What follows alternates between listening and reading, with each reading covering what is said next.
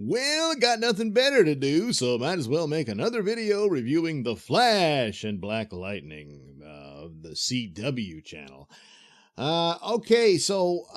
Last week's episode for The Flash was just fantastic, over the top great. And then I thought the next one would be just pretty much kind of a comedic thing or something like that. But no, I can't say it's at the level last week was, but it's pretty good, and it caught me by surprise. This is an episode where the Flash's wife, Iris, due to the manipulation of a new superpowered man who has the ability to take people's superpowers away, and it turns out can transfer them to someone else, which is what happens with one villain who has fire powers, and he does it without really meaning to, but he transferred it to another guy who turns out to be another asshole who abuses the powers.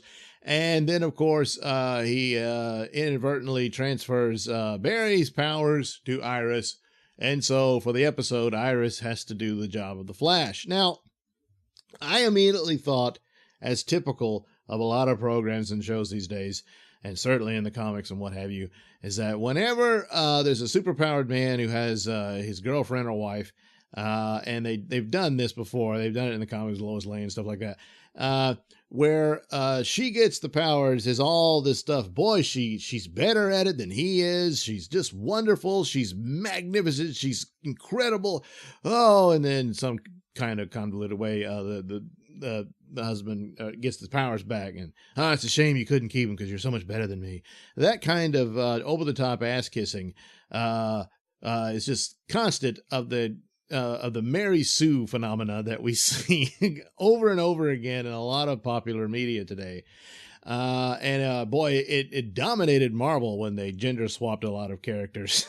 Well, they didn't gender swap, they just got rid of the male versions and put the women in.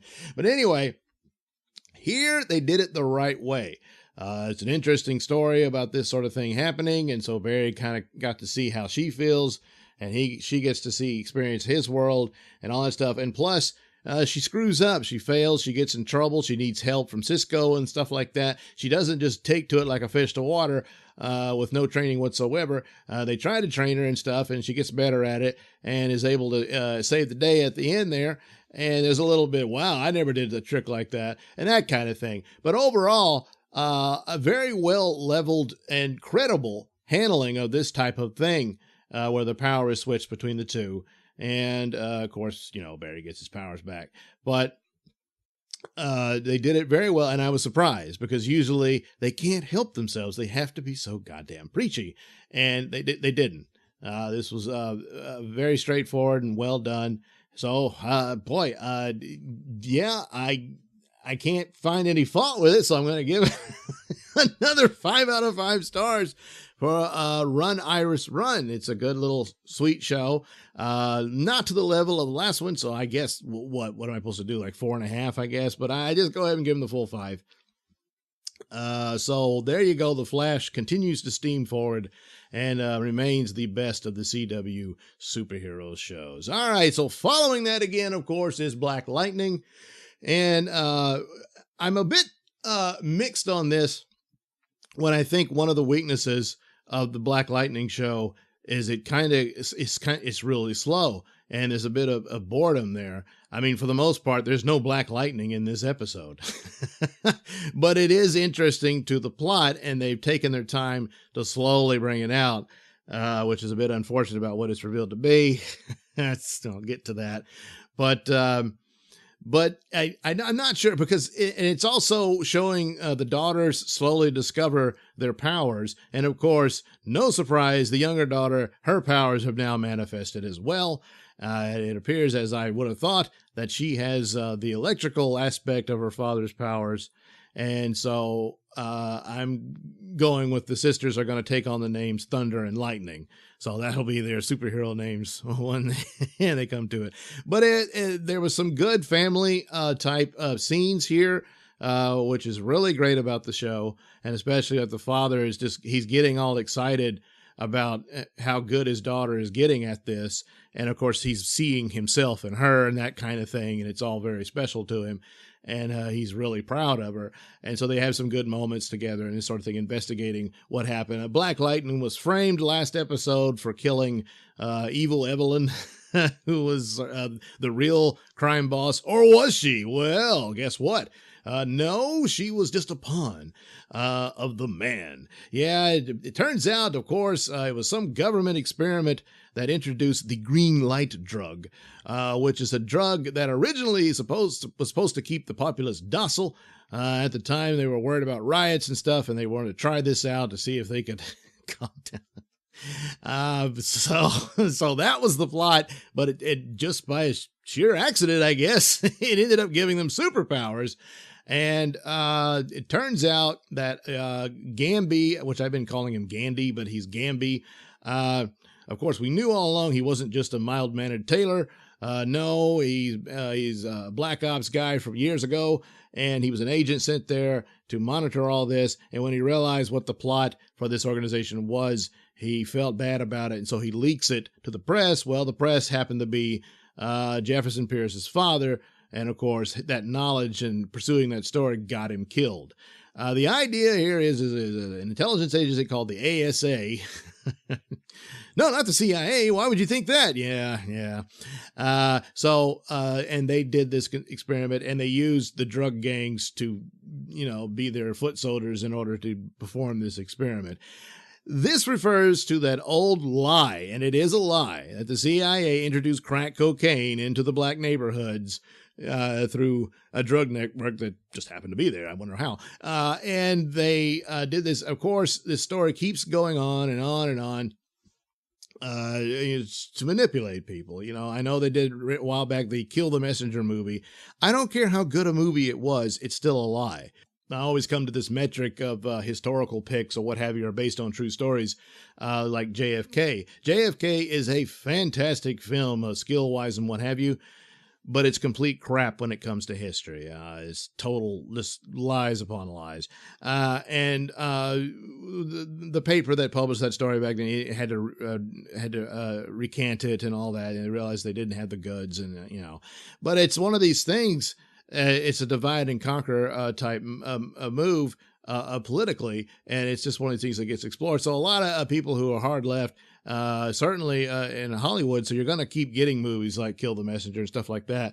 And it's also going to kind of filter in to other media that's not necessarily for the purpose of it, but it's there. And so this is just sort of thrown in as a metaphor for the crack cocaine epidemic. Now, if you go back to what the CIA did with LSD, boy, there's truth to that, where they did experiment on people, but they experimented on just whoever showed up. So the idea that the crack cocaine was some sort of racist conspiracy against the black community. So, but yeah, there's no real truth to it. And crack cocaine is a derivative of cocaine, of course. It's all part of the drug world that's been going on throughout the 20th century. So the idea that this just suddenly happened out of the blue, no, it just doesn't work like that.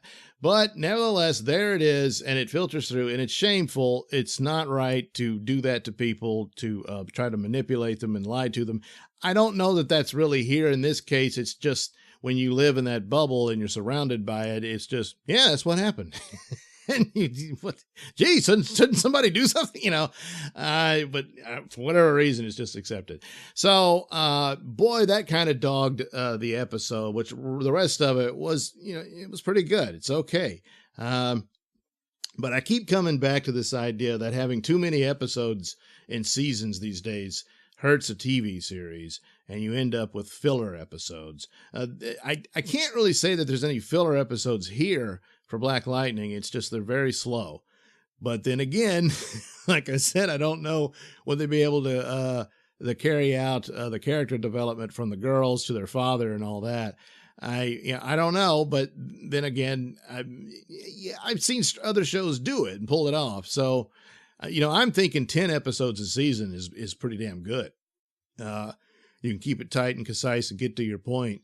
But it takes a talented crew to be able to pull that off and able to show the development. And I don't know, maybe they don't, but but they're going like the old template of TV shows and TV seasons, and I'm not sure that's going to survive overall into the future for television.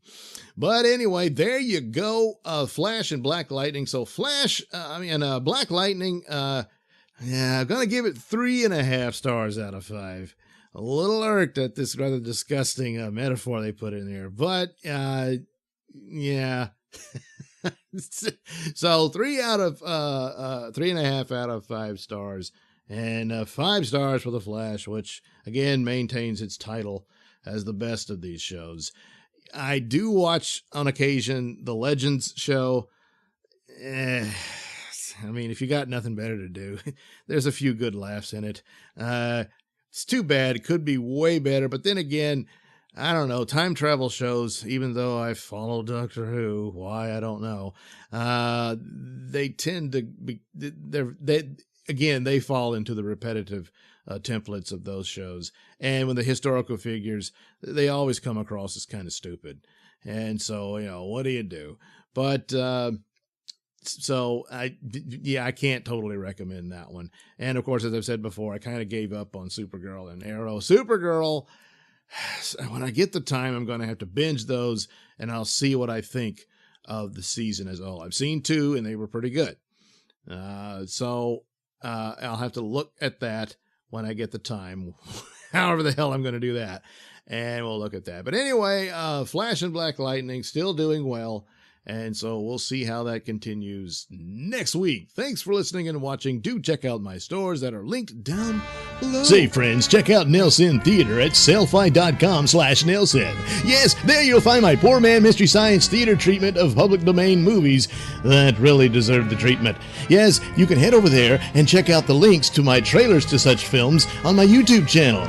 Yeah, you can preview them and then head over back to sellfy.com/Nailsin and purchase yourself some Mr. Nailsin treatments of movies. I'll be right there to guide you through it.